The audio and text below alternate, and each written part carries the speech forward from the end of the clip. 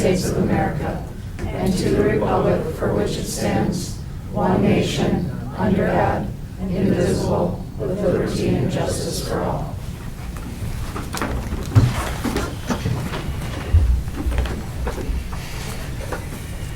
Thank you very much, Boyd, for joining us this evening. Here's a certificate of appreciation. Thank you, and you're certainly welcome to stay, but if you have homework to do, you're certainly welcome. So thank you very, very much. Thanks, Chloe. Nice job.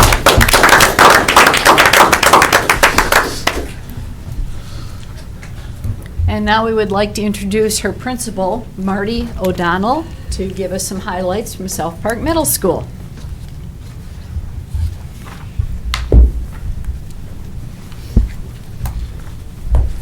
Good evening. Good evening. Thanks for having a few moments of your time. Give you little updates here on South Park. In my first few months here, right? So, I've had the great opportunity to get to know staff and students here, and I'm excited to share a few things that we've been working on. I primarily focus through our 4 KPIs, or really 3 KPIs, but our 4 focus areas for what we're doing here, and some of the things that we're working on and what we're planning on doing. The first focus areas are learning and academics, and specifically reading. Our goal is to move from 41% to 50% in proficiency. That's a 9% jump. And our math, we're working to be moving from 42 to 53. We're doing this by setting the conditions for success. So one of the things that we're working on is each month or each 6 weeks, we're going to have different look-fors in the classroom and supporting student and teacher engagement and instruction. So in September, we focused primarily on building relationships, universal expectations, routines, procedures, and then teaching, reteaching, providing critical feedback to kids, and making sure that we've got those established, because that's the foundation for learning and teaching.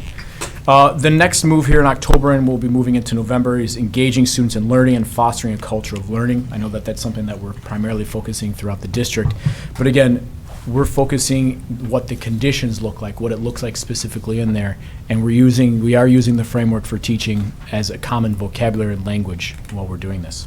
I've had the opportunity to visit every single classroom in the first month that I was at South Park, and since then I've provided 45 staff with feedback on their teaching, primarily based on these look-fors. Recently, I'm working more with our instructional support teachers to develop instructional strategies based on individual specialization that supports the district work of engagement through Teach Like a Champion, the needs of our students and staff, and to build upon our staff's strength to teach one another. Our ISTs will support through bi-weekly meetings with staff, primarily at grade level meetings, and also through push and instructional support. In addition to that, we have students that have identified that are significantly behind grade level, and currently we have 40 students who are receiving literacy and math interventions. And we look to review that on a quarterly and semesterly basis to make sure that we're providing more supports for kids. And in the area of safe and healthy schools, I have identified I'd like our students to be at 80% for having low risk. And again, this is really supporting kids and what the conditions are to make sure that they feel welcome and belonged and safe here at school. Currently, our staff is working through professional development specifically related to social and emotional support. We're using the district's social emotional behavior continuum as our guide and our framework. We're going through each layer of expectations through a professional development. So we start with fostering positive relationships, establishing expectations and procedures, and most recently we plan for acknowledging expected behaviors and responding to unexpected behaviors. We're using the practices and resources to support staff learning that are already available. Recently, in our last Friday professional development, we used actual behavior incidents, and we did tabletop exercises with staff in teams to discuss how they would handle specific scenarios, again, using the resources that are already available as staff, and then they shared with each other. In addition to that, there's a DOT survey that some of us are aware of that help us identify relationships that teachers have with students and students have with teachers, and I've planned to do that 4 times throughout the year. In addition to support teachers, I do something called the road show, and so instead of having like a big assembly where I talk to the large school, I like to get in the classroom. It helps me learn about the kids a little bit more, they learn about me a little bit more, and also I can kind of tailor my message to kids. In September, it was all about making sure we're talking about policies and expectations, and I like to tailor our message specifically to grade levels. So for example, our 6th grade, your ability to learn expectations, demonstrate that as quickly as possible is your goal. For 7th grade, it's I use the Vince Lombardi quote, act like you've been there before, please. And then when we're in 8th grade, making sure that we're not only leading, but we're teaching those expectations. And I'll be going into classrooms going in the next couple weeks for my second road show to support teachers and what they need to make sure they're almost rephrasing what they're looking for in the classroom. Related specifically to engagement and communication, I had the opportunity to meet with 89.5% of staff before we reported in October, almost 90, real close. And I've seen high engagement from our staff in surveys that I've been given, including our Plus Delta and Wonderings since then. Our staff is highly engaged in the work that we're doing, and I'm excited to see how that feedback that they're giving to me, again, we're being responsive to the needs that they have. In terms of kids' engagement, because that's important too, when I go into classrooms, I see high engagement. And one of the things I look for in classrooms is the difference between compliance and engagement. So I know when students are compliant because they're looking at it and they're looking at this and they're looking up. When they're engaged, I listen to what I hear and I'm looking to what I see. And are they interacting? Are they asking questions? Are they really diving deep into the work? In addition to that, co-curriculars, just mostly for athletics, because I know that that's something that we've been looking at. We had 54 students involved in volleyball. We had 21 students involved in cross country, and currently 37 students are out for boys basketball. In final words, I want to just mention that I'm proud of the work our staff has done so far surrounding building relationships with students, and their focus on supporting students both academically but also socially and emotionally. I'm excited to see the growth our staff will have as related to supporting student emotional needs and their accountability of those behaviors, and to develop more tools and skills to address challenging behaviors and to be resources for each other as we move forward this year.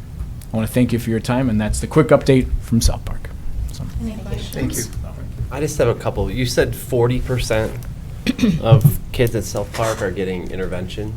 40 students currently. 40 students. Total Okay. students, yeah. Okay, So we I have, wanted to clarify yeah, that. so our plan is right now we're going to rotate. About 100 kids have been identified that need some more red level interventions. And currently we're working on 40 right now, and we're going to rotate through those students as fast as we can. As soon as we start seeing progress with students, we're going to rotate in and out. Yeah. Okay, so 100 need math or reading intervention then? Correct. Right? Yep. Does that, something we talk about, discuss a lot and will in the future is budgeting and levies and how that stuff obviously affects like staffing, right? So you have 100 students in need of intervention. That means that they're significantly behind, right, in proficiency.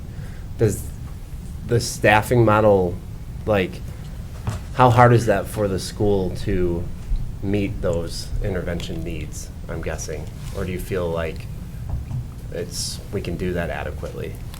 Sure, I guess the quick answer is we can always do more, right? Because we want to try to meet 100 kids currently, right now, and we're not meeting 100 kids right now. I think that we're looking right now, one of the things that we have to look at is when we're looking at kids who are significantly behind either Tier 2 or Tier 3 needs, we need to look and see and beefing up our Tier 1 and Tier 1 plus supports. And that's what some of the work that I'm doing is trying to build up some of those instructional chops of our staff. We have a great staff. They just need to get some of those skills developed. In terms of like interventions and being able to provide true right now interventions, I will always say that we can provide some more. Right now, we can't get to kids fast enough. In terms of what it looks like structurally, I'm still learning the models that we have right now and what I can do on a structural and a systemic level to make sure that I'm meeting those kids. So in terms of resources available right now, I'm using all the resources that I have available without fully knowing the systems and structures right now currently. So I hope that answers your question. Yeah, thanks. Okay, I was yeah. just curious about that. So thanks for the feedback. Sure. Any questions? Thank you very much for Thank your you. time. Thank you for your time. Have a Thanks good for evening. coming. So. Dr. Davis, the land acknowledgement. Yes, as we gather today, we'd like to acknowledge that in Oshkosh, we are on the ancestral homelands of the Ho-Chunk Nation and the Menominee Indian Tribe of Wisconsin, who lived along the western shores of Lake Winnebago, Wisconsin's largest freshwater lake, entirely within its borders. We acknowledge these indigenous sovereign communities who have stewarded this land throughout the generations and pay respects to their elders, past and present. We welcome the duty and opportunity to share stewardship of these lands. Thank you very much. And next is the approval of the agenda. Is there anyone that would like to see the agenda changed? Okay, thank you. We'll move forward. Next is the board president's report. First item on here is the recognition of retirement, and we've got a big one tonight. This is Brad Jadarski, the activities coordinator from Oshkosh West High School. He has been with the district since 2000. That is a long time, and he has done a fantastic job with all of the activities at West. Anyone else like to say anything about Dr. Herzog? Thank you. I don't believe that I was on the hiring committee when Mr. Jadarski was hired, but I was working in the central office at that time.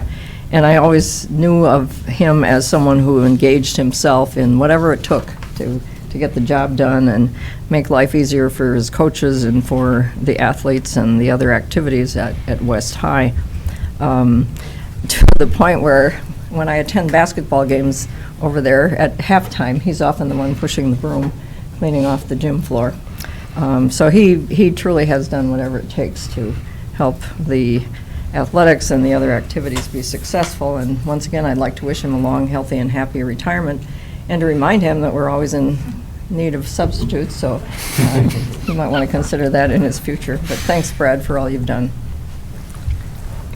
I don't know Mr. Jadarski well, but I do know that every time that I'm in the athletic area at West, he's there. And it's not always for the big events of basketball or football. He's there. He's even there at North swim meets. He is a great support for our entire athletic department and our co-curriculars, and we appreciate the work that he has put in. He's been a very good asset in helping getting the little things done to support kids in co-curricular and extracurricular activities. Very good. Thank you very much. I'd like to thank Brad as well. I've got to know him as my kids have went through the athletic program, and being the athletic director at a school the size of West is a big job. It involves a lot of responsibility, a lot of parents, a lot of kids, just a lot of things going on. So I'd like to thank him for all the time that he put in to West and all the programs there, because it's not an easy job. It's a job where you work late at night often, where you have to try to conflict resolve a whole bunch of situations. And I'd like to thank him for working through all those things over the years. So thank you, Brad, if you're watching. Very good. Yeah, and I just want to add a little bit also. So I've got a unique perspective because when Brad was hired, I was coaching at Oshkosh West. So he didn't directly supervise me, but he was overseeing the entire athletic department. So when we went from one athletic director from a district to two, and so that was really brand new when Brad and Craig both came on. So for Brad to be able to define that role at West, was really unique and kind of a trailblazer, if you will, and jumped into it with both feet from day one, and has stayed committed and will stay committed through the end of the year. He lives in Oshkosh, raised his kids in Oshkosh, his wife works in Oshkosh, so like just fully engaged in Oshkosh and Oshkosh athletics specifically, and has always made decisions in the best interest of our athletes, and high integrity guy that never had to be questioned related to that. And it's a difficult position, right? And so I just want to just really thank Brad for his service over a couple decades and a half, and has really made his mark at Oshkosh West, and certainly will be missed. So. Absolutely. Thank you, everyone, for your comments. I'm sure there'll be more to come before he walks out the door on the end of June. Yeah. Okay, and next, I have my mission moment. And this mission moment came up from a Facilities and Finance Committee meeting that we had a few weeks ago. And Cable Helmbrecht talked about an opportunity that some boys from Oshkosh West put together. And it is the boys volleyball team. And it was interesting. I wanted to learn more about how they put together the volleyball team and what it meant to them and what the future holds for this volleyball team. And so I reached out to Erdesam Umar, who's a student at Oshkosh West. And I asked him those questions. And he said, watching my uncle play volleyball inspired me to start a team for Oshkosh, knowing many students were interested. And then he talked about the main challenges were organizing, growing interest, finding coaches, and securing a budget. But he did get support from the athletic directors and the WIAA board. They succeeded. They formed a unique team, hired 2 great coaches, and finished the season undefeated. And next year, they'll have a varsity team, and their aim is to be a top 10 school in the state. The goal is to make the team one of the best and eventually have separate teams for West and North. And this project taught him to meet new people, work collaboratively, be patient, and continue to develop leadership skills. So a wonderful opportunity for this young man to put this together and engage so many other students. A wonderful extracurricular experience. And that is my mission moment. Superintendent's report. All right, well, a lot going on across the district, so I want to highlight some fun things that are going on here in Oshkosh. So first of all, Oak Lawn Elementary recently hosted their first family night of the school year. Families had the opportunity to participate in a variety of hands-on learning stations that spotlighted the exciting content being learned in CKLA, which is our early literacy curriculum, as well as engaging activities in STEM.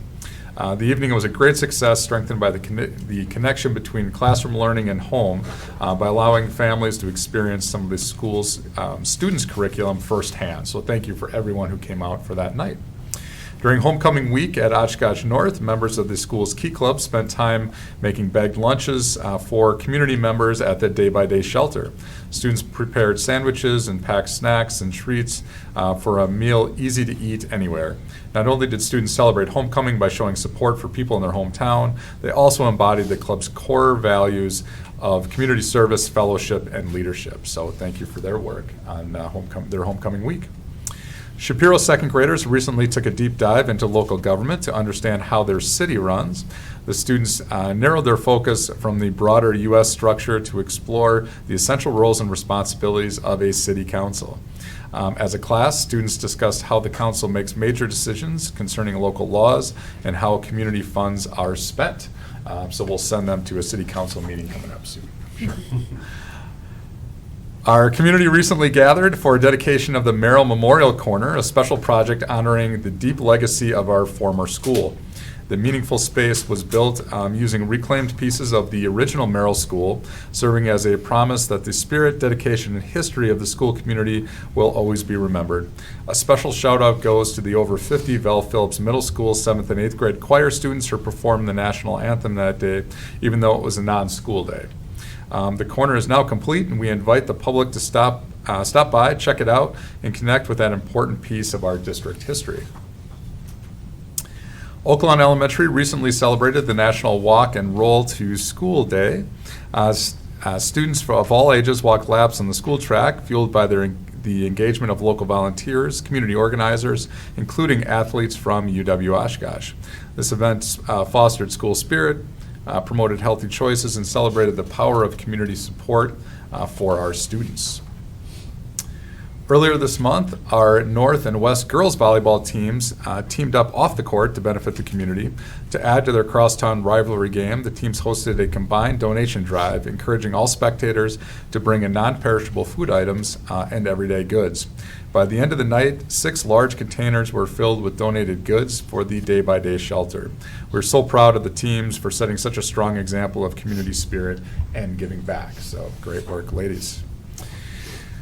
What has become an annual initiative by the Education Foundation and the Community Clothes Closet to provide warm winter gear to students received a significant early boost from the Battle on Bago organization. This partnership ensures that students who are economically disadvantaged received essential items like snow pants and boots to navigate our coldest months. To meet this goal of purchasing hats, mittens, and gloves, Battle on Bago contributed $1,000 to the foundation's fundraising efforts.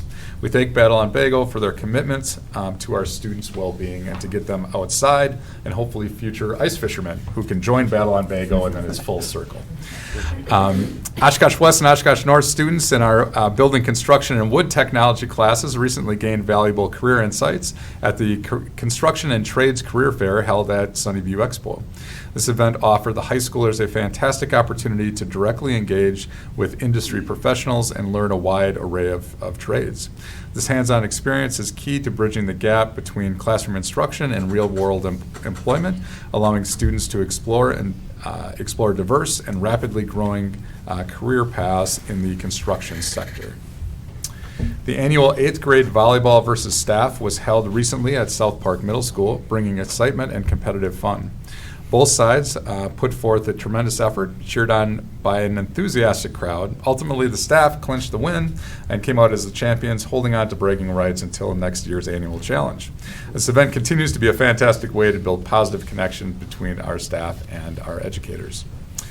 A huge thank you goes out to the Carl Traeger Middle School community for their incredible participation in the Coats for Kids drive. Thanks to their collective efforts and generosity, the school collected enough to be able to help out 84 local kids to stay warm this winter. So thank you for all of your work out at Carl Traeger Middle School. We are proud to celebrate Anthony Miller Jr., who is here with us tonight, our Director of Community Engagement and Equity, as a recipient of the 2025 UW-Oshkosh Outstanding Young Alumni Award. This prestigious award recognizes his profound professional and civic accomplishments, including his tireless work across the district. Anthony is a true champion for our students, embodying the belief that every child deserves a relentless advocate, just as he had growing up during his educational journey. He was recognized during a ceremony this past Friday where he delivered an inspiring speech that reminded attendees that the transformative impact of mentors and urged everyone to be a champion of our youth. So congratulations to Anthony on that accomplishment. And finally, just some places that I've been able to be out and about in the last couple of weeks. So some exciting times here at OASD. And that concludes the good news report for tonight. Thank you very much. Next, we'll move to District Administrator Supplemental Reports. First, we have a verbal report from October 8th Board Listening Session. Dr. Coleman. Good evening to the board. I will provide a brief overview of the remarks provided at the listening session from October 8th. There were 7 community members who attended that. There were remarks from the community members according to the following. One was a parent and community member of a student at Oshkosh West High School who expressed concerns about a video used in a classroom at West High School. No follow-up is needed on that at this time, but certainly an incident that the board and administration is aware of. Another district employee from the Food Services Department provided insights about the transition to Chartwell, as well as some questions about the impact of that transition on the food service program and staffing. Another community member had questions about the district's truancy policies and communications to families as it pertains to student truancy and the language or tone in the language for truancy notifications. There were additional comments about the appreciation for the completion of the basketball courts and fields at Bell Phillips Middle School. There was a question about the posted signage, when that would go up, and particularly signage about the hours of operation or when community members can access that. Additionally, there were questions about the medical documentation and absence verification, particularly inquiring if the medical absence letter aligns with state statute, and Director Kamer is following up on that. Additionally, there were questions about the ways in which the school district administration ensures that there is consistent implementation across the district and at the school level when changes are made. For example, changes in language about re-engagement meetings versus re-entry meetings, and ensuring that there's commonality and parity across the system. So there were some important insights provided about ways that we can ensure as changes occur and are communicated at the district level that there are ways to make sure that those changes are implemented consistently across the system. Additionally, there were questions about the tax levy and school funding transparency, a question about are there ways the district can communicate to the public the impacts and the components that make up the tax levy and just help taxpayers understand that more. And then lastly, there was a question or comments appreciating Assistant Superintendent Yerke's leadership and encouraging him to use his fresh perspective and insights and ideas just as he's new in that role. The full scope of the comments and follow-up items have been provided to the two board members assigned to the listening session, President Wyman and Dr. Hess. I'm happy to make these available to any board members who would like to see more for detail. That concludes this report. Thank you very much. Thank you. Next, we have workers' compensation, and that's Mr. Yerke.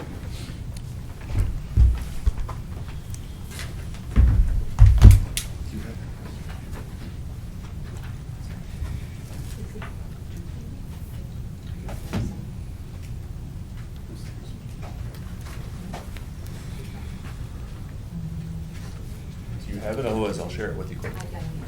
Okay, no problem. Bear with us for 1 second.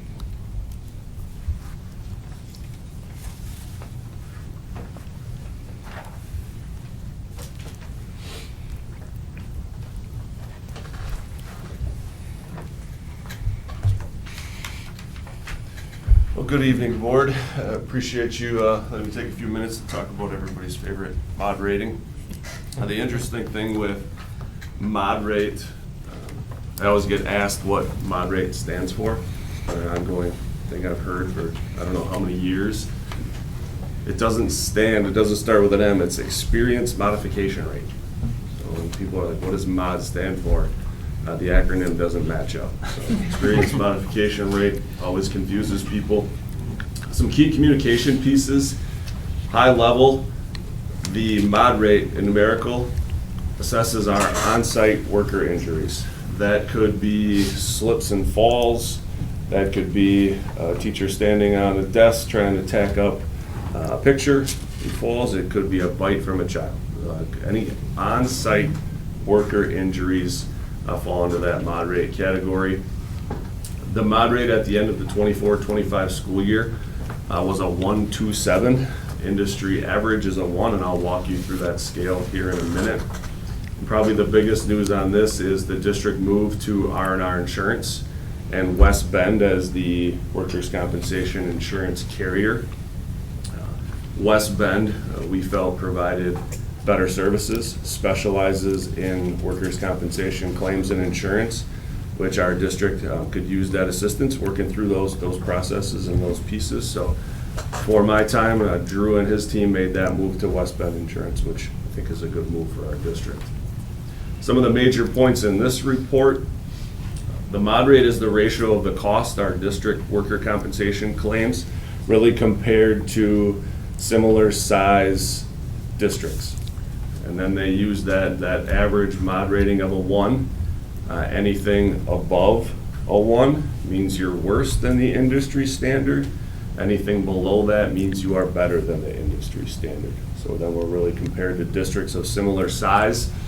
In our mod rating, you can see it's a 3-year trend. So it's kind of like the school report card. They look at 3 years worth of data. So we'll be working in a 3-year window. You can see our last 3 years. Whatever happens this year will still be high based on the last 2 years of mod rating, with 23-24 being above the industry average and 24-25 being above the industry average. Where we're currently at, so from 7/1 to 10/14, district had a total of 68 workers' comp claims. Last year, for the exact same time period, we were at 39. So a considerable increase. 55 of those 68 claims were $0 claims that do not impact our mod rate. I think last year, or talking to Ms. Nehans, they were called close calls, where we want our staff to report injuries. We want them to have that conversation, to catch us on the front end. So if a teacher gets cut in the wood shop, and they want to precautionarily have that conversation and document it. They don't need to miss any days. It doesn't impact. They don't need stitches. They don't need a surgery. But they want to make sure that they've notified on that injury. That could be a $0 claim that we have. So 55 of the 68 are $0 claims, have no impact on our mod rate. 13 of the claims have a direct loss or an allocated loss adjustment. The allocated loss adjustment, which you'll see on the next chart, is really the expenses or the fees that are tied to filing the claim, the doctor's appointment piece. So there are fees associated with it. I'll show you that on the next chart. But 13 of those had a direct impact on our mod rate with a cost of $40,573. You can see last year we had fewer claims, but the dollar amount on those claims was considerably higher. So either a significant, I can't speak to what that was last year, but a significant injury, something that resulted in an extended period of time off. And then 6 of the 13 direct loss incidents were claims where staff was injured by a student. Okay. The next chart, you can see those numbers broken down. This is straight off the West Bend site. This is what it looks like when Mr. Nehans or I go into that site and look at our claims. And you can see the 68 at the top. The direct loss paid is what's actually been paid by us to this point. The next number, the direct loss outstanding, is the anticipated or expected incurred costs continuing from that claim. So we've actually paid out $6,367. We expect as these claims finish up or the time off is continuing or updated medical treatments continue, that's the expected loss amount. And then the allocate is the fees associated with this. So you can see the direct loss. Again, on the far right column, the 55 on the bottom are those 0 claim incidents that occurred. Questions on this chart? Obviously, a lot of claims, 68 in that time period. So I'll walk you through some of the nature of the injuries. Now, this chart, you can see the length of service up there. That top chart, I believe, is 6 to 10 years. Cause of injury, you have slips and falls. A combative individual, typically a student, is that next on the bottom left cause of injury group. Interaction with an object, temperatures, manual material. You can see the cost breakdown of those pieces.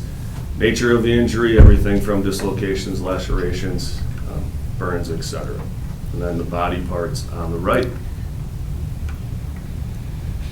Any questions on, oh, excuse me, let me see if I can go back here. So, there we go.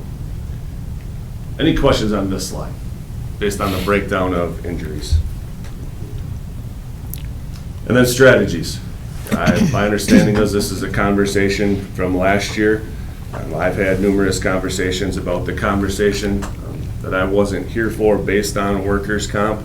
That conversation has continued into this year. It's a focus for our special ed department, pupil service department. Dr. Coleman and I have had numerous conversations, Dr. Davis and I.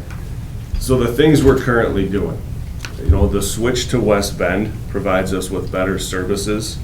Those individuals will come to our buildings, they will assess claims, they will have conversations with us, which is helpful. This is what they do. They go into other schools. We can get comparables. We can get what another school is doing from a training standpoint, looking at what tools and resources they have. Our continued focus on conscious discipline. That's been a big focus for our district with our staff.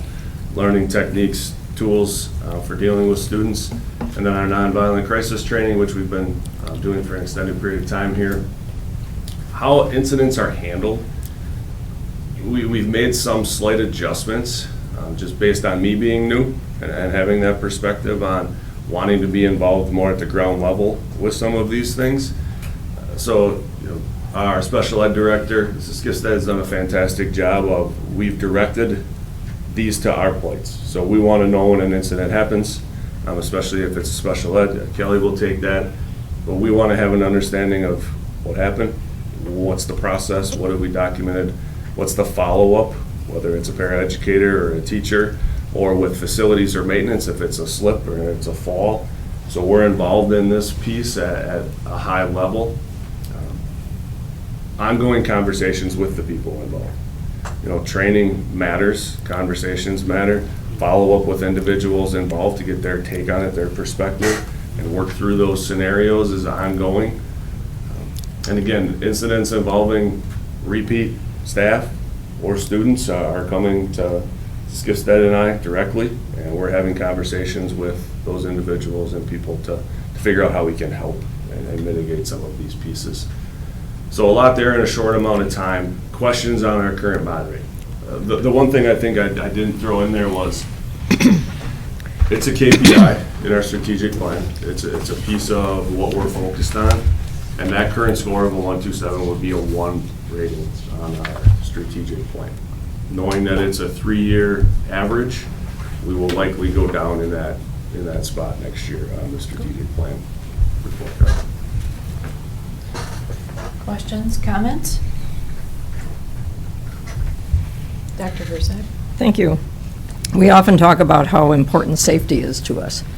And there are a couple of things that I'm concerned about with this report. Number one, 3 years in a row, the mod rate has gone up from 0.92 to 1.01 to 1.27, where the industry average should be around 1.0. A couple of years ago, we had members primarily of the paraprofessional group speak not only at a listening session, but also at the board meeting about the serious nature of injuries caused by students.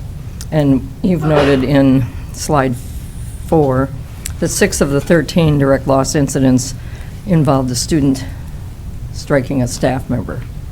I think it's really important, and I'm sure you're working on this, but we need to see that number go down. Our staff should be in a situation where they feel safe coming to work and don't have to worry about, as we heard from the paras a few years ago, being spit on, kicked, pushed, shoved, knocked down.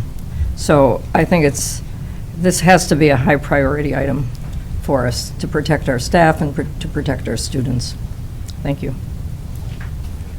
Could I actually ask a follow-up to that? I'm curious, I'm sorry I didn't ask you this ahead of time in writing, but do we know, for the 6 of 13 is listed on slide 4, do we know like what it was last year?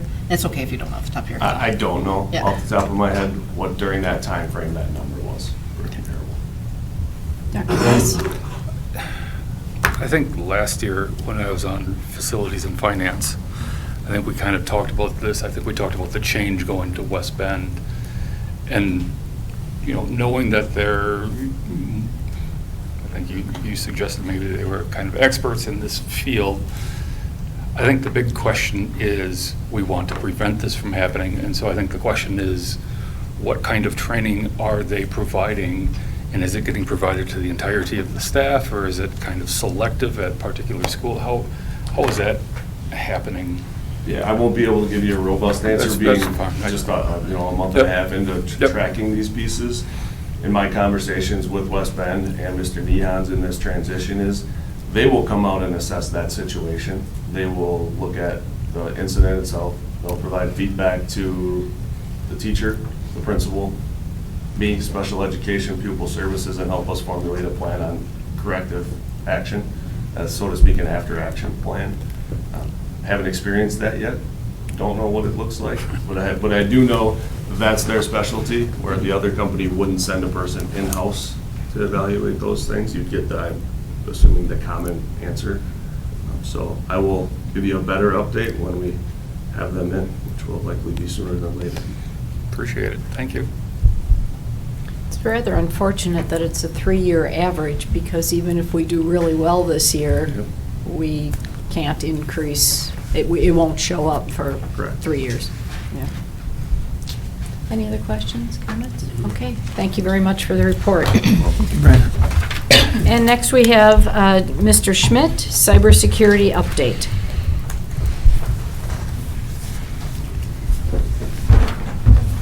All right, good evening, everybody. Hey, this is going to be a really quick report. As you know, cybersecurity is one of the KPIs that we track, and one of the ways that we come up with our star rating, or there are two ways that we calculate our star rating. That has to do with our fish rate and the percentage of people who complete the training. So we had struggled a little bit last year because we tried a different approach to our training by providing shorter monthly trainings rather than than biannual larger trainings. And that reduced our participation because many of our users thought that the training emails were phishing emails. So we identified phishing emails at a very high success rate, but it kind of worked against us. So we went back to the previous practice after polling teachers and seeing like what would work best for them. This was the feedback that we got. So I'm pleased to report that our training completion rate now is at 87%, where it was close to 60 last year. And that puts us solidly in the 5-star rating category for cybersecurity again. So really proud of the work that our staff are doing, the diligence that everybody is maintaining. Our board members are also maintaining a good level of diligence and checking in on things and asking questions. That's really the purpose and the goal of all of this, is to help maintain that awareness. We can have really great systems in place, but the people are always the weakest link in any security plan. So appreciate everybody's participation and support with that. Other than that, I would entertain any questions that anybody might have. It's really kind of exciting when you get a phishing email. It's like, I got one, and then you get to press the little button. It's very exciting. Okay, thank you very much. Thank you, Mr. Schmidt. We'll move on to other committee reports. First, Education Committee. The Education Committee met Wednesday, October 1st at 7:30. This isn't going to be a very fulfilling report because what we did was we reviewed the forward exam results, but they are apparently technically embargoed until early to mid-November, and at that point then that will give us a chance to have a more thorough analysis of the results, and Dr. Coleman will present to us a very complete analysis. So that was pretty much the extent. There was a bunch of questions. We will review it again next time. That will be coming up then. Boy, is it really? Yeah. Oh, what I got listed here is not good.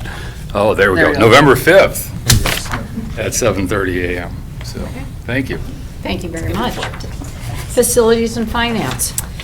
Thank you, Mrs. Wyman. Facilities and Finance met on Thursday, October 9th. While we had a limited number of agenda items, we had some significant discussion around each one. The first one was an annual update on the Recreation Department presented by Mr. Helmbrecht.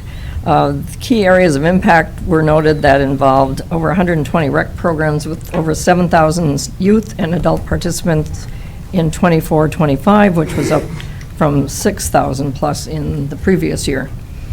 Community and family engagement, he noted there were a variety of community events, open gyms, and intergenerational programs provided.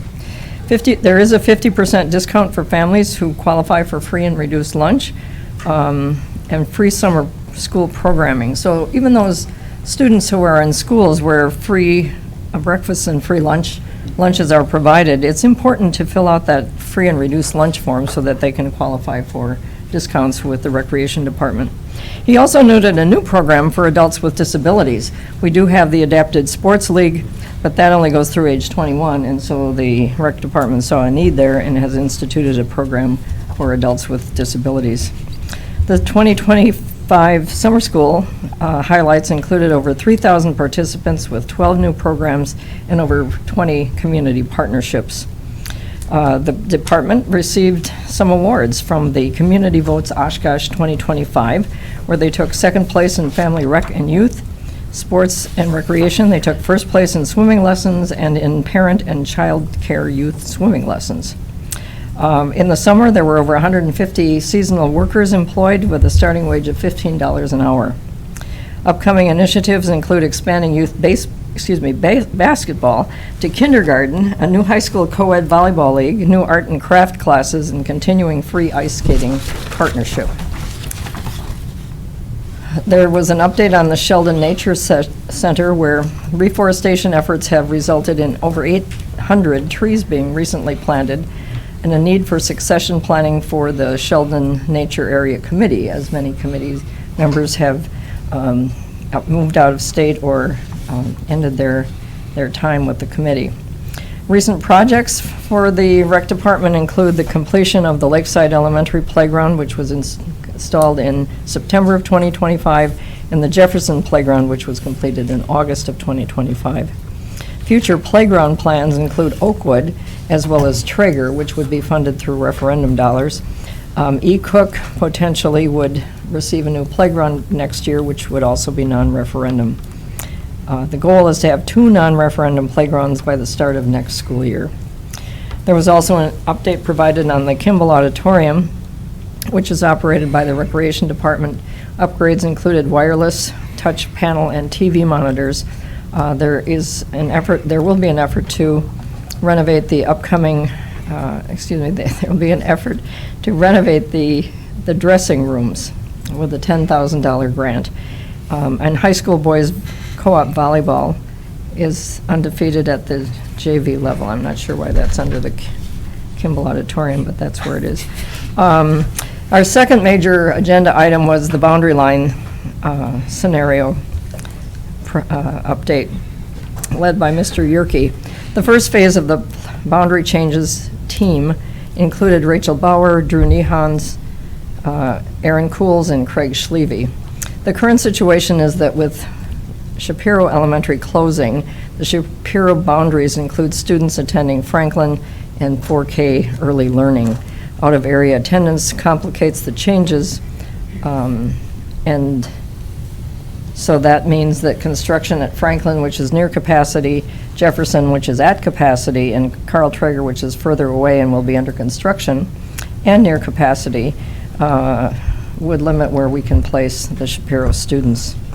One scenario, proposal 1 is to move the Shapiro students to Roosevelt Elementary School. All 108 students at Shapiro would fit into Roosevelt for the coming year, which would keep families and cohorts and friends together. Roosevelt would have space for these students, and we could schedule transportation to one location with no boundary changes for other schools. Excuse me, Shapiro staff would likely move to Roosevelt in order to assist with the transition, and when we move students, we need staff for them, so that would likely move the Shapiro staff to Roosevelt. Out of attendance area students, would be given an option to move to Roosevelt or to return to their home schools. We would likely need to create 3 new bus routes for a total cost of roughly $150,000. Based on past experience, it's important to keep leadership together, so the administrators would work together in the new transition for the 1 year at Roosevelt. There were some alternative proposals considered. Sending students back to their home schools, that was rejected in order to keep students and kids together. And changing boundary lines for Jefferson, Carl Traeger, and Franklin were also rejected because of construction, limited space, and need for future changes. The primary goal was to make sure that we were minimizing disruption to students and families. And finally, the messaging on the whole process of boundary changes would highlight all of the benefits and explain the rationale being used. Regarding the timeline, there's a desire for Shapiro families to be involved before this plan comes to the Board of Education meeting for a vote. And the next meeting of the Facilities and Finance Committee will be on November 13th at 7:30 a.m. Thank you. Thank you, Dr. Herzog. Policy and Governance Committee, Mrs. Smeltnik. Policy and Governance met on Thursday, October 16th, last Thursday.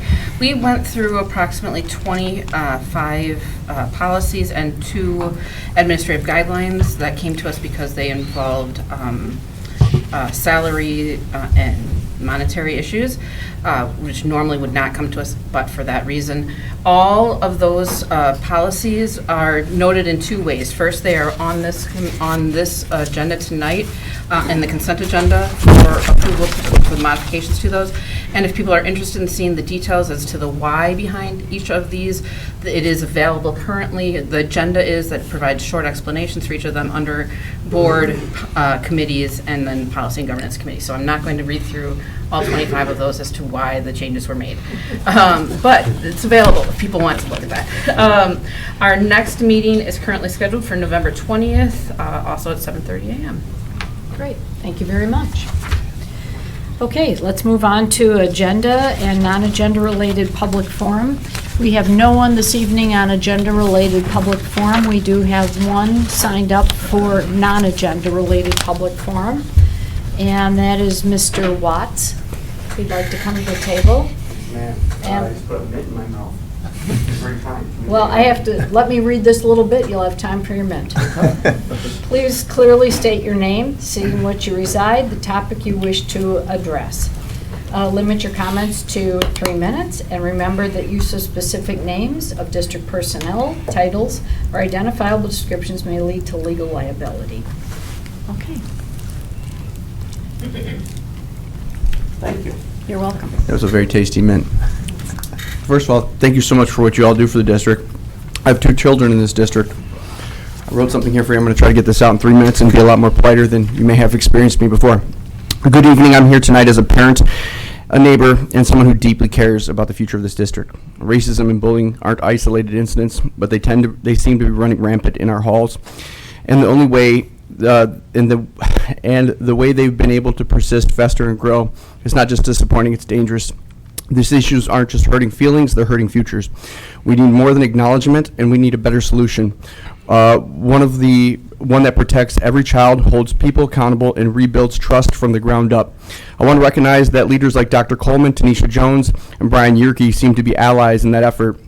Their presence and approach feels like steps towards something more constructive, but isolated efforts aren't enough. Systematic problems demand systematic change. Between June of 2024 and June of 2025, 902 families left the district. That's not just a disconnect, that's a mass exodus. Families didn't leave because they stopped caring, they left because they felt unheard, unsupported, and unprotected. Love is the only thing that cures hate, but love without action is just a slogan. We need mandatory counseling, real accountability, and a culture that puts kindness, safety, and equity at the center of everything we do.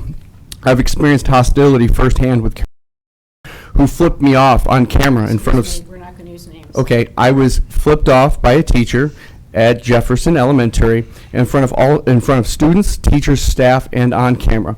Another teacher blocked me from speaking out about racism and bullying. These weren't just disrespectful, they were public displays of intimidation, and if this is how staff treat parents in the open, I can't imagine how students are enduring them behind closed doors. When it comes to special education, I've spoken with parents, many of them heartbroken and frustrated and exhausted. And I understand their pain because I lived it. And as someone who has a lifelong experience in special education, I know the good and the bad intimately. I'm not just disappointed, I'm deeply familiar with how broken this system can be. Families are being dismissed, services delayed, and children treated like burdens. That's not just unacceptable, it's inhumane. It's encouraging to see the district taking steps by bringing in people like Marty McDonald, Tanisha Jones, and Dr. Coleman, as well as Brian Yerke. That's a start, but let's be clear, more is absolutely needed. Change isn't optional, it's a must. However, the district owes families a sincere apology, not for optics and not for damage control, but because healing starts with accountability.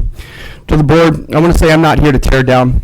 I'm here to help build something stronger, and I want you to know that I will be running in 2026. I haven't chosen which one of your seats I would like to take yet, but I'm coming with purpose, not ego. I respect the work that's been done, but I also believe we can go further. Leadership isn't about comfort, it's about courage, accountability, and doing what's right, even when it's hard. So I'll end on this note. I'm not angry, I'm invested. You can continue. I'm not just showing up, I'm staying until every child in this district is safe, supported, and seen. We don't just believe we can do better, we know we must. Can we start to work together to make this right? And if not now, when? Thank you. Thank you Thank very you. much.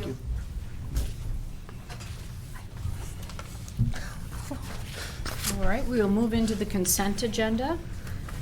The consent agenda, the board has been furnished with background material on each item, has been discussed at previous meeting. These will be acted upon with one vote without discussion. Is there a board member that would like to discuss any item? If so, it will be pulled out of the consent agenda and voted on separately. Mrs. Wyman, I would like to pull item 7B, policy 0166.1 consent agenda. Okay, thank Thank you. you. And we do not need to vote on that. But I will take a motion for the other items on the consent agenda. So move. And a second, please. Second. Mrs. DeWitt? Okay, Wright, Aye. Wyman, Aye. DeWitt, Aye. Ford, Aye. Herzog, Aye. Hess, All right. Smiltney, Aye. resolution carries. Okay, let's move back to 7B, 0166.1, consent agenda. Is there a motion? So move. Second? Second. Discussion? The reason I'd asked that this one be pulled is that I recognize the board's need to have an efficient meeting and to vote on things as a group that have been, that have come through a committee. At the same time, because something is on the consent agenda, it does not mean that a board member can't ask that something be pulled for maybe clarification, to ask a question, to make a comment. And I think that's important to recognize because we often talk about being open and transparent with the community. And so I just wanted to make that statement that we're trying to balance being efficient and we're also trying to make sure that we're open and transparent with the public. Thank you. Any other comments? No. Call the roll. Wyman, Aye. DeWitt, Aye. Ford, Aye. Herzog, Aye. Hess, All right. Smiltney, Aye. Wright, Aye. resolution carries. And then we have number 13, the 2025-2026 tax levy. Is there a motion? So move. Second. Discussion? Questions for Mr. Nehans? I think he's got a presentation, right? Good evening.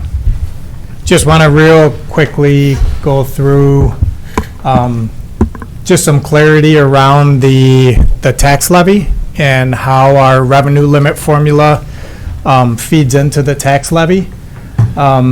So what you're looking at on the material here is the top two lines is when you start with H on the left that's highlighted. These are the two voucher payments from the state. Those get calculated into and placed on by DPI into the formula. So the voucher calculation was just over $9 million for this year. And that does increase what we will be taxing or our taxing authority for the school district. So this is just an illustration of what, if we didn't have a voucher program, this is what the calculation would look like on an annual basis. One thing to remember, and I know I've said this in prior board meetings when we've talked about the voucher program, the voucher program is a 2-year financial equation. The first year, we have to tax for it to be able to pay for it. And the second year, we get additional aid from that additional enrollment that evens that out. So over a 2-year period, the district is made whole, but on a year-to-year basis, taxpayers are fronting payments for a year until the aid payment makes us whole. If the voucher program did go away or was funded differently than what it currently is, you'd see 1 year property tax relief, levy relief, and the next year the levy would go back up to make up for that. So for Oshkosh, and this isn't the case for all school districts, but for Oshkosh, our aid in the second year pretty much zeroes out the expenses we have additional in the prior year. So our final levies, you'll see up on the board. Again, do want to highlight, as we had promised the community as we went around for the referendum, our referendum debt did stay at the $21,500,000. That is not going to change. The total levy ended up just over $67.6 million and a mill rate of $7.81 per thousand. Again, if you remember back at our budget hearing, we were expecting a total levy of just under $68.1 million. So we came in a little bit less than that, about $500,000 less on a total levy. And we were expecting a mill rate to be $7.86. So compared to where we were month and a half ago, these numbers did get a little bit better for the taxpayers. Any questions? So, in layman terms, if your house value didn't get assessed higher this year, this portion of your tax bill should likely go down. Would that be a correct statement? Correct. The school portion should likely be reduced if your house assessment didn't go up for some reason. Yeah, if everything's equal, and you had a $200,000 property last year and you have a $200,000 property this year, your school taxes will be lower. Correct. Okay, good. Questions, comments? Dr. Hess?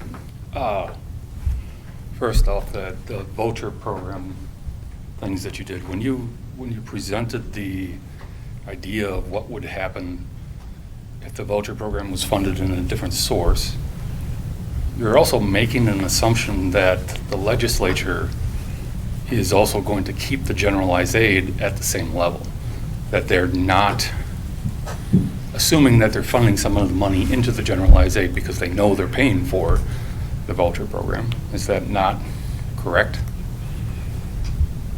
No, that's how it would level back up, which is what I was talking about.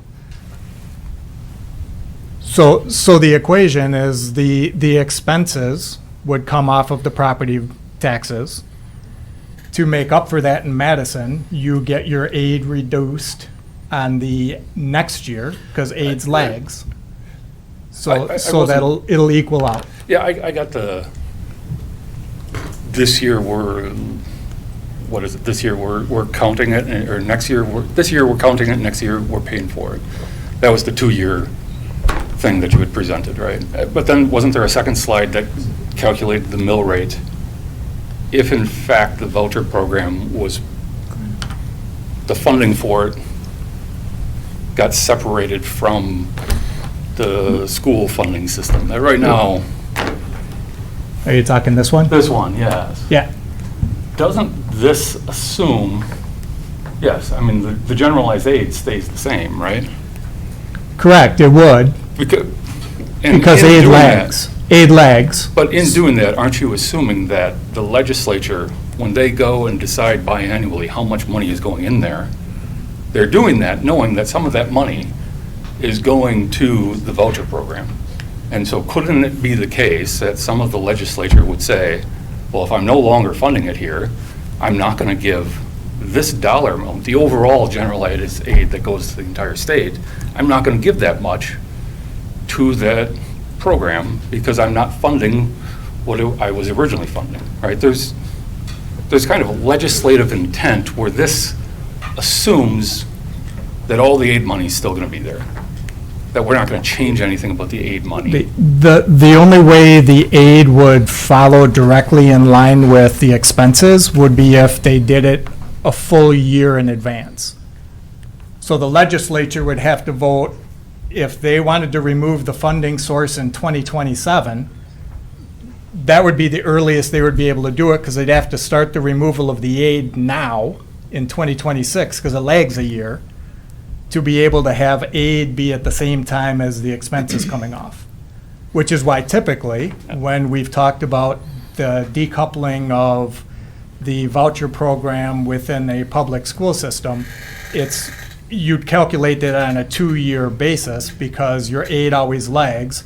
I don't have any confidence that Madison can figure out 2 years in advance that they want to not only decouple this program, but then have the wherewithal to be able to get the aid calculation correct on that side as well.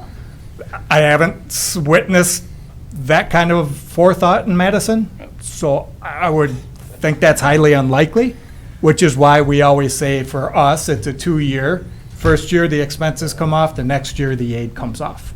Does that make sense? It makes sense, and I'm not here tonight to debate the voucher program, so I appreciate what you presented, and Yep. let's move on from that. The concept of the biannual budget that the governor just passed, that he signed several months ago, the amount of money that was allocated for the school levy tax credit, that remained the same, right? That didn't it all changed during these next 2 years. Correct. Is that correct? Yes. So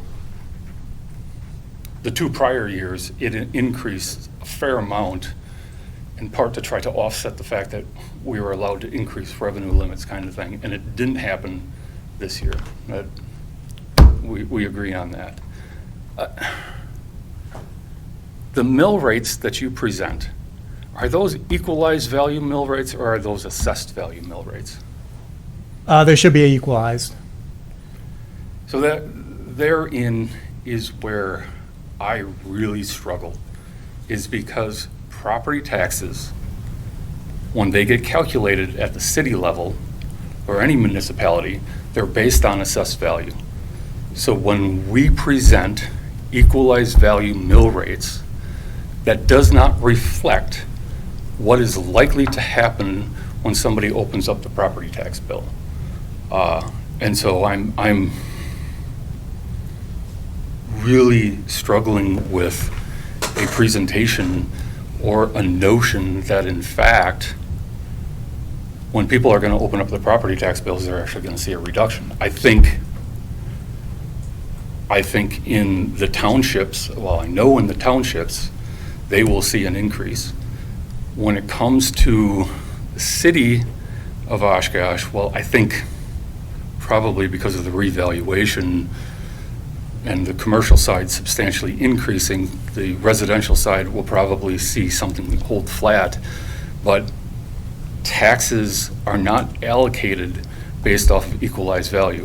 What equalized value allows us to do is take the overall levy and distribute it amongst the underlying taxing jurisdictions. So that's where I'm having a really hard time with what is being presented and what we're doing tonight.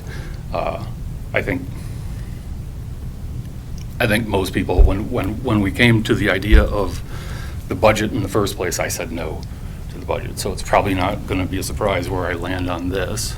But my concern is that we continue to present information to the taxpayers that I don't believe is accurate. I don't believe telling people that when we present an equalized value mill rate, that's not how you end up taxing people. And part of the problem is that, you know, I had somebody give me a call. The last couple of days I've received several calls, and one of them was asking about, I think 2 weeks ago, Dr. Herzog, you were commending Mr. Nehans, and absolutely we should be commending you for the work that you have done.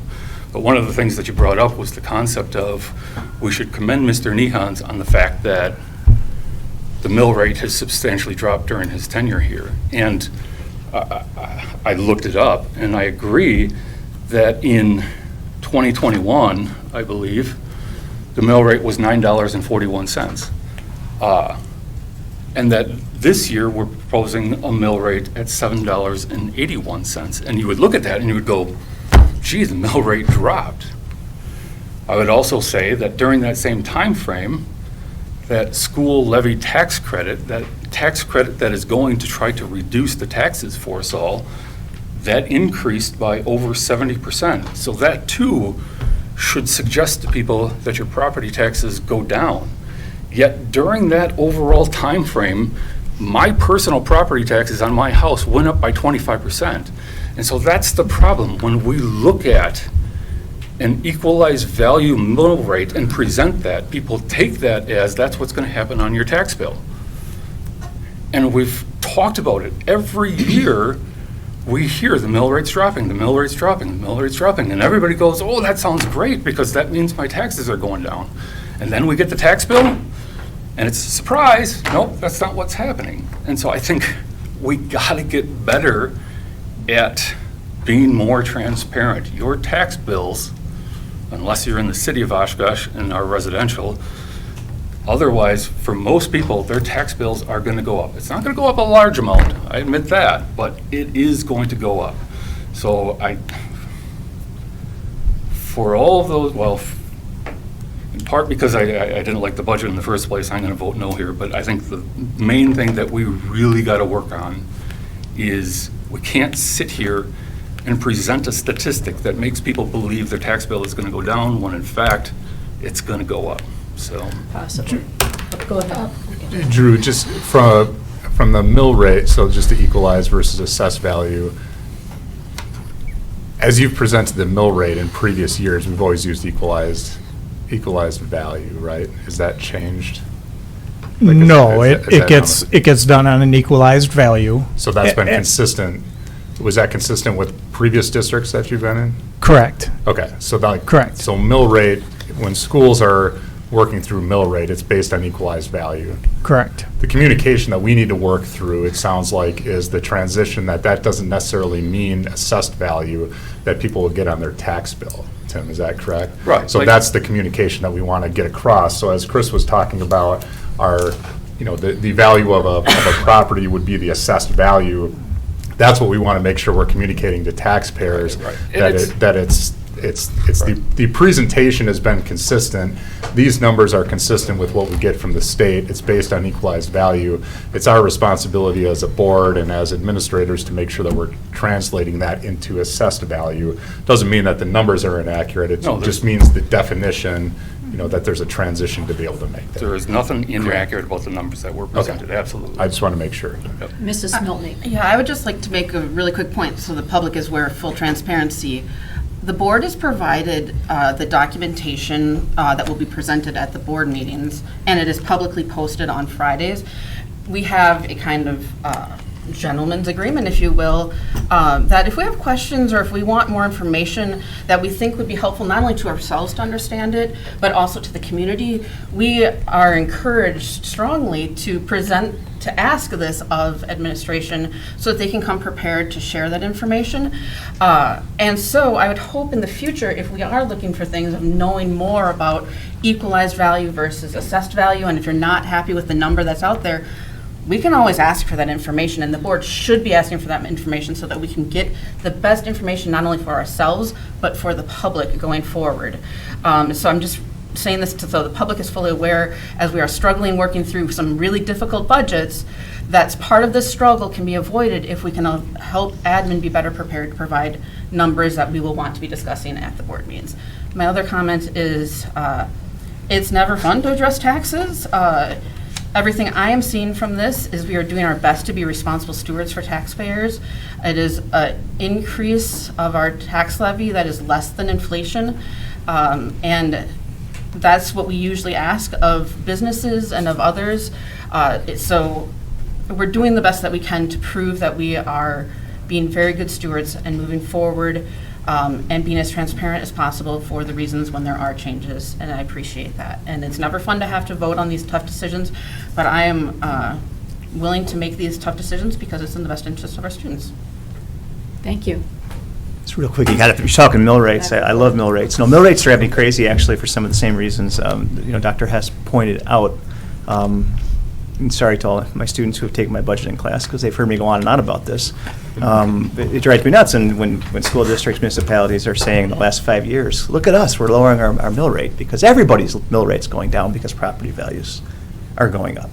So that in and of itself, it can be a very misleading metric, especially when you're doing comparisons. And when you're doing assessed value comparisons, it can be problematic, because you can have situations like Oshkosh where our assessed and equalized values were way out of whack, which is why we had that revaluation of the city last year. It was beyond 10%. But equalized value, the idea is that you can actually compare, which is necessary to be able to run a school funding formula. So yeah, that's absolutely, just because a mill rate goes down doesn't mean you're actually paying less in taxes. But I think the important thing to remember for this specific year is that with the revaluation, the equalized value and assessed value need to be closer together. That was the whole point of doing the reval. So, I mean, Dr. Hess, disagree with me if I'm not phrasing this correctly, but I think this year more than any other year, we should expect these things to be pretty dang similar. I mean, We don't, okay. they should be, Let's- but yeah. Let's. We can get do technical that. and Yeah. talk geek. No, I'm just But- saying that, right, the revaluation was done specifically because the assessed value and equalized value were very far out of whack. Right, I mean, But this is a year where most residential properties did not see an increase in assessed value, at least in the city of Oshkosh. So I think the statement that chances are your tax bill is going to be even or going down is a pretty accurate one based on all the data that we do have available for City of Oshkosh residents. No, Thank you we all can't. for your input. Are we ready to call the question? I think the comment period is still open, so I want to continue to comment. Yeah, please. No, I Dr. asked. Ford is, I think, I mean, we know the only way that this is going to go down without more tax levy credit dollars being put in is if our net new construction goes up by over the amount of what the increase in the levy is. And that didn't happen. We didn't go up 2.5%. And all that data is out there. So across all properties, across all the townships and everything, we know property taxes are going to go up. You're right. The city of Oshkosh, Yeah. with the valuation changing primarily in the commercial stuff, the residential property owners are probably going to stay the same. Correct. That this won't impact them at all, but the townships, all those residential, they will see it. Now, again, it's 2%. That isn't a huge amount, but people are struggling right now. And so anything, I think we've got to be transparent and make sure that we understand what these numbers mean. I agree with you, equalized value allows us to make comparisons across district. It's not fair to make comparisons across time with equalized value. So, that's the struggle, is that I feel like we talk about, it's going down compared to last year, and that's a comparison across time. And so I just want to be more transparent. Yeah, and I just want to highlight, like, our communication, like the first line of our key communications, right, is that there's a 2.54% increase in our levy. So this is, I just want to be clear, this has never been an attempt to say that taxes are going down, right? There's an increase to the levy number, which is the dollar number. We've led with that the entire time, both in our July presentation and tonight. So I just want to be clear, there's no hocus pocus going on, right? Like, this is 2.54. That's a little bit better than we had anticipated in July, but that's the first point of the key communications. So we know that it's 2.54%. That's relatively in line with when you think about inflationary costs, and we have to heat buildings, and we have to keep the lights on, and we have to pay people competitive salaries. And we think that that's a reasonable increase to be able to run a school district based on the situation that we're in right now. So I just want to make sure that we're kind of coming back and wrapping up with that, because it's what we look at as the levy amount. The mill rate, again, is going to be based on assessed value and equalized value. Like, there's a lot of things in there. Bottom line is, are we spending more dollars than we did last year to be able to keep the district running? 2.54% is that amount, and we feel like that's a reasonable amount as we're moving forward. No, well said. Sorry to go down the rabbit hole of No, of mill rates. it's all right. Just fine. I like those weeds. Wrap that up. Anyone else? Dr. Herzog? Thank you. I was reflecting on this conversation earlier today and reflecting back to the time of Superintendent Stan Mack, when the district invested a lot of money in energy reduction costs. We've laid off staff to downsize, I shouldn't say some would say downsize, but I would prefer to use right size. We've consolidated buildings. We've eliminated some of our more costly buildings to operate in terms of energy efficiency, and we're not finished. We still have a ways to go in terms of continuing to right size and to serve the needs of our taxpayers. At the same time, we have to serve our students. And so I will support this budget. I guess I just have one last thing. I know it's been going on a little bit, but I thought about it on my drive over here today. This is something that I guess we've discussed a lot on this board, right? Is what's the right thing for the district and students. Okay, so we reduced staff last year. We didn't fill, 20, 30 positions. We didn't refill them, right? We're going to have to right-size the district and not fill likely a lot more positions, okay? So if you're not improving this levy and you're not approving this budget, because so much of our budget goes towards staff, you're more or less basically saying we need to cut even more, which is likely staff, right? And that's something that with the cuts we made last year and the cuts that we're likely to make in the future, I don't think, in my opinion, it'd be a good look for the district to have our ratios go wherever they'll go and cut a whole bunch of support staff and whatnot, and then to be able to try to compete in this competitive area that we're in for students and say, no, we're cutting all this staff, but yet bring your kids and family here, right? So I'm going to support this because I think it's the right thing to do, and because I think it's the right things for the district and kids moving forward. I need one more comment. If you're going to bring that up, Mr. Wright, all we have to do is reduce Fund 39 expenses on our debt service. We could bring our debt levy down, make it even, and it wouldn't in fact impact operations at all. So I get where you're trying to go with it, but the reality is we could do the same thing and just not pay off referendum debt as fast. So I don't buy that argument, but Thanks for your Thank you. opinion. Okay, thank you, great discussion. Call the roll, please. DeWitt. No. Ford. Aye. Herzog. Aye. Hess. nope. Milton. Aye. Wright. Aye. Wyman. Aye. Resolution carries. Okay, request for future items for committee review. It's not committee review, but from Dr. Coleman's report, I was reminded this, for the listening sessions, I was reminded this week, and with his comments about changes implemented consistently across the system, I would just like an update to make sure changes to field trip forms and availability through options other than Infinite Campus has been implemented across the district. Can just be a written update to the board to make sure that that's happening. Doesn't need to be any kind of report. Great.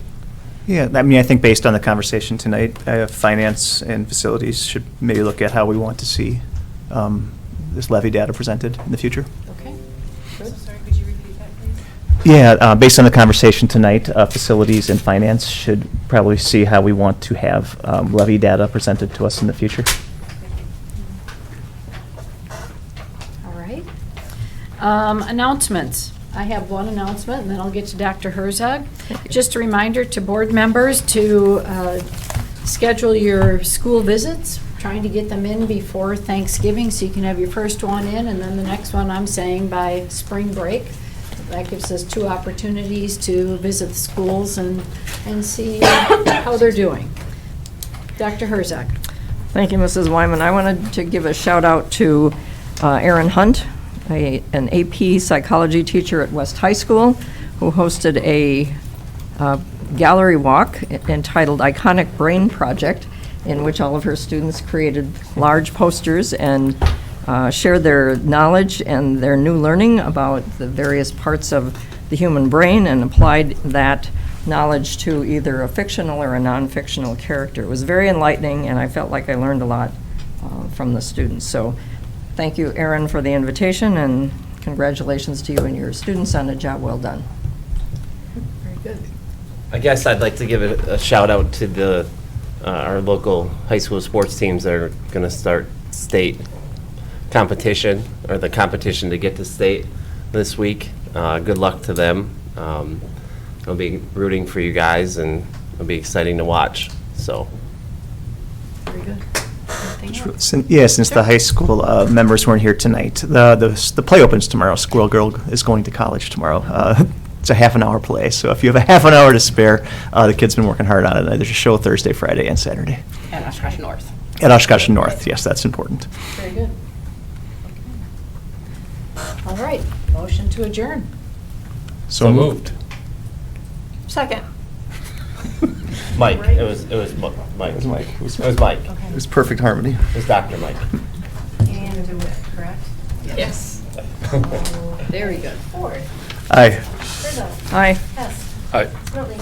Aye. Wright. Aye. Wyman. Aye. DeWitt. Aye. Meeting is adjourned. Thank you. Thank you. I wish they had that music come on. like-